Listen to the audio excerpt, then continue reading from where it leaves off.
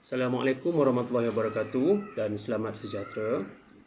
Okey, so hari ini hari Isnin, minggu yang kedua PDPR kita 4.0. Dah masuk PDPR 4.0 dah.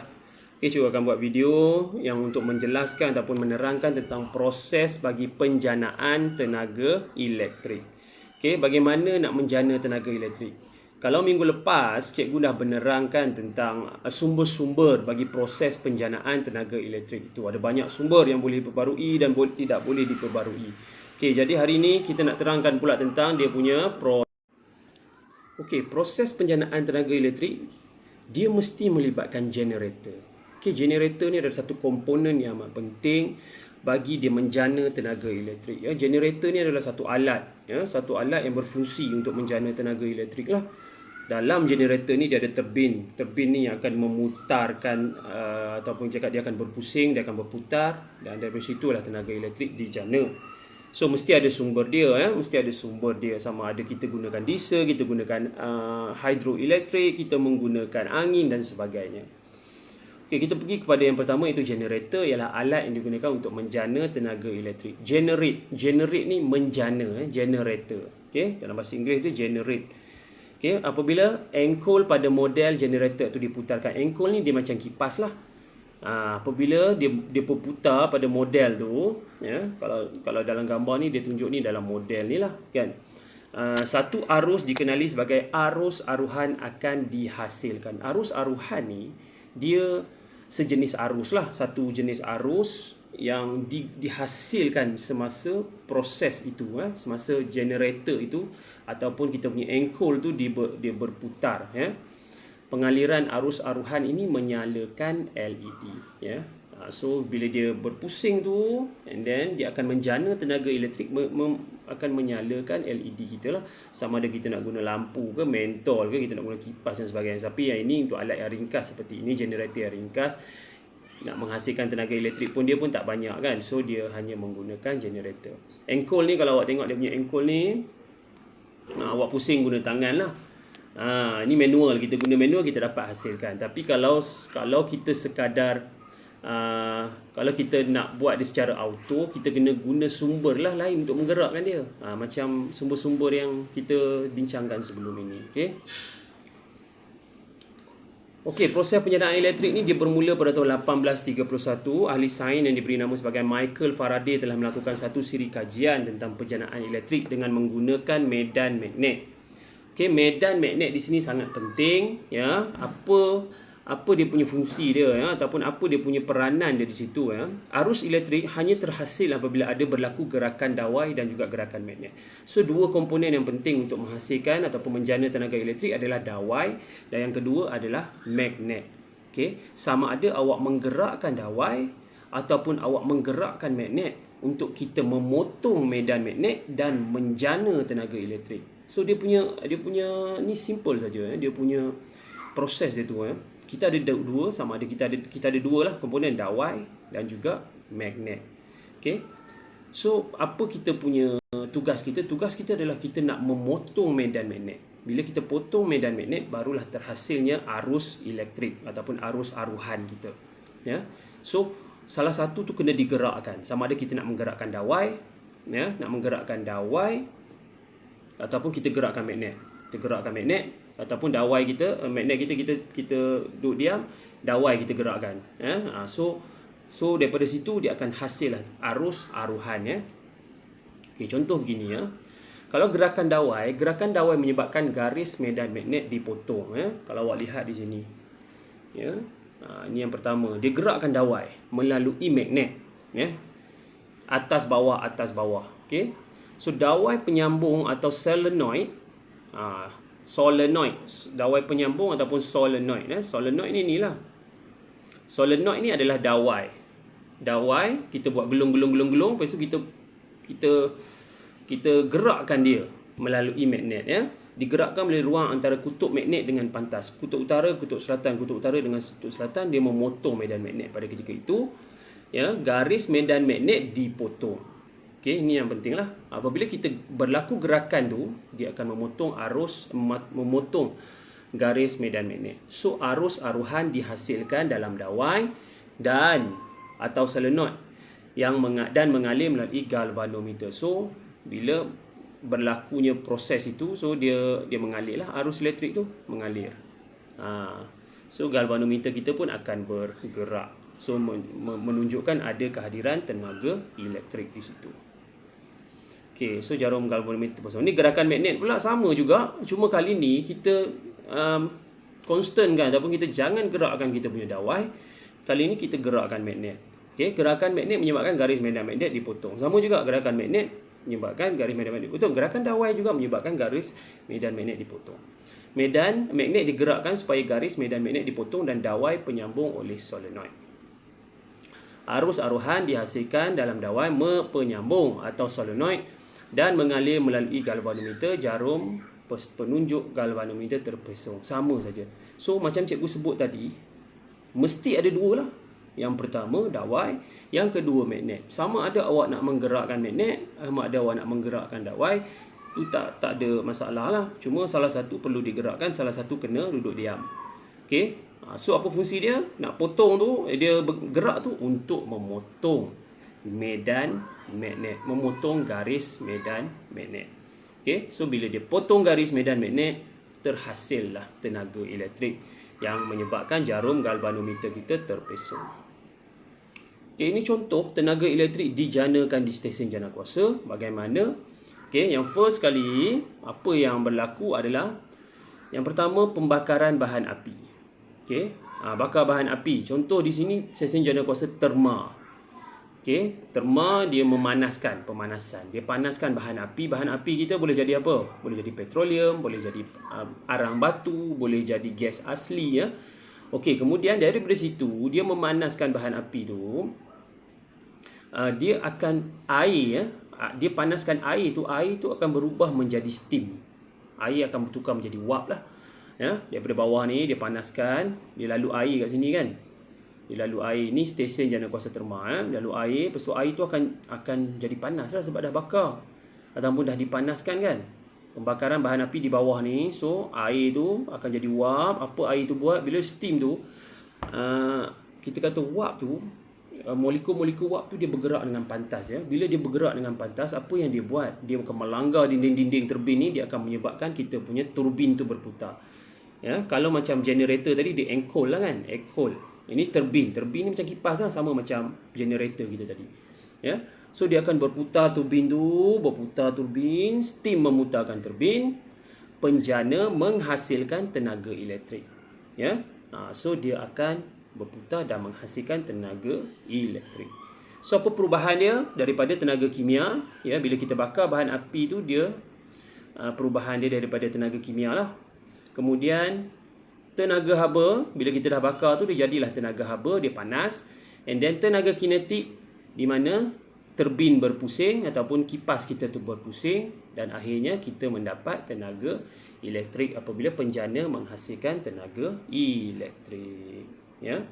Stesen jana kuasa menggunakan sumber tenaga tidak boleh diperbarui seperti diesel, gas asli dan arang batu. Ya. Ini adalah stesen jana kuasa untuk terma ya. So dia panaskan bahan api, dia bakar bahan api ya.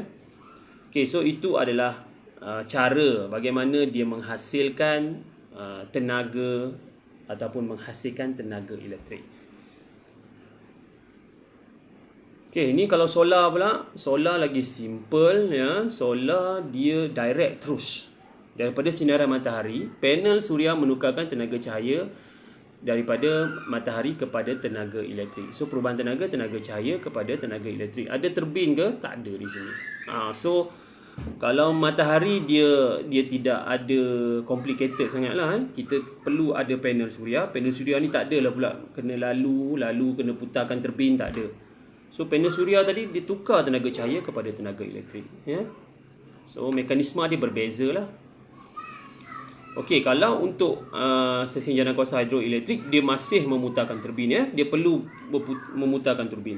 Air disimpan dalam empangan yang tinggi ya. Ini tenaga keupayaan yang tinggi ya. Daripada kawasan yang tinggi ni dia buat satu lubang satu lubang kecil ya.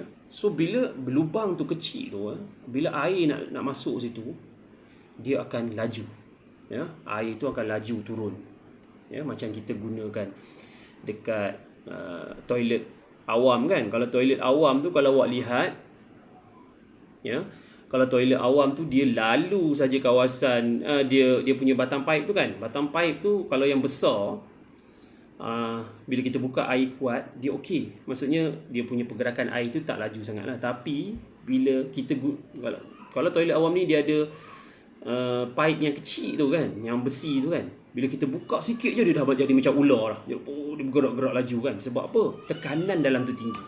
Walaupun kita buka air tu sikit je, air tu akan keluar dengan deras. Sebab ruang untuk air tu mengalir tu kecil. Sama macam ni. Bila dia ada satu ruang ataupun dia ada satu lubang kecil di sini, air tu akan mengalir dengan laju di kawasan ni. Ya, sebab air tu memang fungsi dia nak keluar. Sebab tenaga keupayaan dia tinggi. Ya, so bila buat satu lubang sini, air tu akan mengalir dengan laju, dia akan memutarkan turbin di sini. Ya, dia lalu kat turbin kita akan berputar lah. So bila berputar, penjana akan menghasilkan tenaga elektrik. Contoh, air tersimpan dalam pangaian tinggi, ini tenaga keupayaan. Air mengalir dari aras tinggi ke aras rendah. So dia bergerak. Ya, dia bergerak. And then aliran air memutarkan turbin. Di situ ada tenaga kinetik. Dan penjana menghasilkan tenaga elektrik, dapat tenaga elektrik. So ada 3 lah, tenaga keupayaan, tenaga kinetik, tenaga elektrik. Di sini kita tak panaskan apa-apa. Hanya menggunakan air sahaja untuk memutarkan kita punya turbin. Okey. Angin, angin ni kipas angin yang besar, gedabak. Kalau pergi negara-negara Eropah, dia banyak menggunakan kipas angin ni. So udara bergerak atau angin lah, atau angin kita itu adalah tenaga kinetik. Angin menggerakkan bilah. Bilah di sini kita anggap macam turbin jugalah. Ya, turbinnya ataupun bilah ni akan berputar. Dia akan putarkan turbin. Dalam ni ada turbin lagi. Bilah tu pusing, dia akan menggerakkan turbin, and then dia menghasilkan tenaga elektrik. Okay. So ni nuklear. Nuklear pun lebih kurang sama macam stesen jana kuasa terma. Tapi dia ada tindak balas nuklear dulu, iaitu tenaga nuklear. Daripada situ, ya, dia air tu dia berubah menjadi steam, sama juga macam tadi. Steam memutarkan turbin dan menghasilkan tenaga elektrik. Cuma kali ni dia tak gunakan pemanasan, dia gunakan tindak balas nuklear. Tindak balas nuklear ni menghasilkan haba, dan di sinilah dia menghasilkan haba, dan dia akan menyebabkan air berubah menjadi steam. Okay, biogesim. Biogesim pula bagaimana metana dihasilkan oleh biogesim. Biogesim ni bila dia menghasilkan satu gas, gas yang dipanggil sebagai metana. Okay, gas metana ni, metana dihasilkan oleh biogesim. Biogesim ni datang daripada mana? Kita dah jelaskan lepas, biogesim ni daripada tumbuh-tumbuhan, haiwan yang mati, kemudian daripada pokok-pokok yang dibakar dan ditebang. So daripada situ, dia akan, biogesim ni bila kita biarkan, dimendakkan, dia akan menghasilkan gas metana. And then gas metana ni dia akan dibakar. Metana ni suatu bahan bakar yang baik. Metana ni adalah sejenis, kita panggil dia sebagai bahan organik, atau dengan lebih tepat dia adalah alkana. Alkana. So dia satu bahan bakar yang baik. So apa buat sama juga, gas metana ni dia akan dibakar dan memanaskan air. Air sama juga, air dididihkan menjadi steam. Steam memutarkan turbin dan menghasilkan tenaga elektrik. Kalau awak tengok pattern dia sama, cuma awal dia berbeza. Awal dia kalau untuk yang biogesim dia guna metana. Kalau untuk nuklear dia guna nuklear. Kalau untuk stesen jana kuasa terma dia guna bahan api fosil lah. So selepas itu sama, air didih menjadi steam, kemudian steam memutarkan turbin menghasilkan tenaga elektrik. Okey, 2 lagi kita kena tahu, iaitu arus terus dan juga arus ulang alik. Apa itu arus terus dan apa itu arus ulang alik? Arus terus ialah arus yang mengalir dalam satu arah sahaja. Nama pun arus terus. So dia pergi saja, dia tak ada patah balik lah. Dia pergi secara terus. Okay, so biasa untuk arus terus ni kita gunakan pada bahan-bahan ataupun device-device yang memerlukan tenaga elektrik yang kecil sajalah. Contoh macam lampu mentol kan. Apa ni kita panggil lampu sulur, kita ada kereta kontrol, kalkulator ataupun alat-alat yang kecil. Okey. Contoh penjana atau sumber tenaga elektrik menghasilkan arus terus. Biasa kita gunakan sel suria, akumulator dengan bateri. Yang ni yang lebih kecil lah. Okay, cikgu minta maaf kalau ada gangguan suara sikit. Biasalah kita buat kelas di rumah ni, anak-anak main dan sebagainya. Okay, cikgu teruskan sikit ya, berkaitan dengan arus terus tadi. Okay, dia digunakan untuk bahan-bahan ataupun device-device, alat-alat yang kecil, dan dia punya sumber tenaga juga daripada sel suria, akumulator, bateri ya. Semuanya digunakan untuk menghasilkan arus terus. Okay, bagi arus ulang alik, dia digunakan dalam biasanya dalam alat elektrik kita yang berada di rumah ya. Berada di rumah, dalam rumah kita, iaitu biasa macam semualah. Semua alat elektrik, TV kita punya toaster lah, dia gambar aircon di sini. Lepas tu kita ada hair dryer, kita ada apa lagi yang setrika ya, semualah alat-alat elektrik, mesin basuh, peti ais dan sebagainya menggunakan arus ulang alik. Di mana arus tu dia pergi ya, dia pergi dan dia boleh patah balik. Itu kita panggil arus ulang alik. Dia boleh pergi, kalau arus tu yang pergi tu yang terlebih maksudnya arus tu terbanyak lah, maksudnya banyak yang pergi, and then kalau yang ada lebihan dia akan patah balik. So itu bermaksud arus ulang alik. Okey, osiloskop sinar katod ni adalah dia nak detect arus ulang alik dan juga arus terus. Ini satu alat lah, satu device untuk detect kehadiran arus ulang alik dan juga arus terus. Okey. Osiloskop sinar katod OSK ialah sebuah alat elektronik yang digunakan menunjukkan perbezaan bentuk graf, arah arus dan perubahan voltan bagi arus terus dan arus ulang alik. So senang cerita, kita nak tahu, nak detect sama ada alat itu menggunakan arus terus ataupun arus ulang alik. So dia punya gambar tu dalam bentuk graf. Kalau graf dia yang macam di atas ni ya, kalau lihat ya, dia jadi macam ni. Yang ni adalah arus terus. Kalau dia straight saja dia adalah arus kalau dia macam gunung ni kan, ni adalah arus ulang alik. Kalau dia straight saja dia adalah arus terus. Okay. So yang ni, gambar ni ada dekat dalam awak punya buku teks, awak boleh tengok lah. Awak boleh baca sendirilah apa fungsi-fungsi yang terdapat pada OSK kita, osiloskop sinar katod ini. So dia ada macam-macam lah fungsi-fungsi dia, awak kena baca di situ. Okay, so setakat itu saja tentang penjanaan tenaga elektrik ya. So cikgu terangkan awak dah sepatutnya tahu bagaimana kita nak menghasilkan tenaga ini, menjana tenaga elektrik. Dengan detail tadi cikgu terangkan tentang peranan magnet, peranan dawai ya. Kemudian kita menerangkan tentang stesen-stesen jana kuasa bagaimana tenaga elektrik dijana di stesen jana kuasa. Kemudian cikgu ceritakan tentang arus terus dan juga arus ulang alik. Okay, so kita akan sambung lagi kelas kita ya, cukup untuk 20 minit hari ini. So kita sambung kelas kita pada kelas yang akan datang lah, video yang akan datang. So untuk kerja awak awak punya kerja awak, kita sambung sajalah muka surat.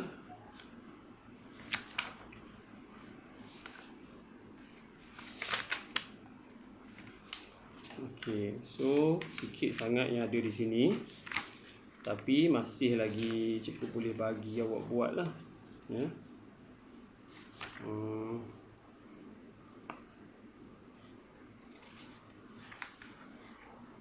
Nampaknya yang ini tak ada di sini ya, latihan awak. Cikgu kena check dalam buku teks lah ya. Jadi cikgu akan bagi awak latihan dalam buku teks. Nanti cikgu akan masukkan dalam grup.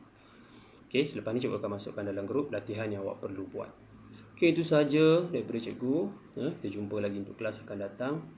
Terima kasih. Assalamualaikum dan selamat sejahtera.